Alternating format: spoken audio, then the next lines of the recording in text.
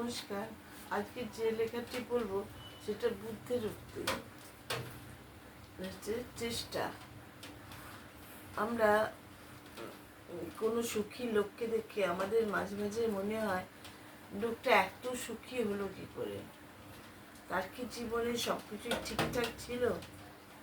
জীবনে তার কি তিনি কি সবই ভালো পেয়েছিলেন, নাকি নিজের স্বভাবের দ্বারা তিনি সব কিছুতে ভালোতে পরিণত করে ফেলছিলেন?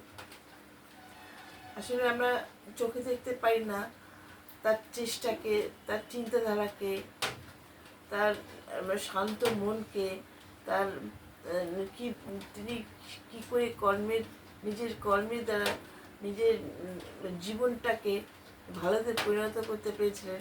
এইসব তাই জন্য আমরা ভাবি তার সব কিছুই ভালো ছিল। তা নয়, তিনি নিজের কর্মের দ্বারা সব কিছুকে ভালোতে পরিণত করতে পেরেছিলেন, তাই তিনি সুখী।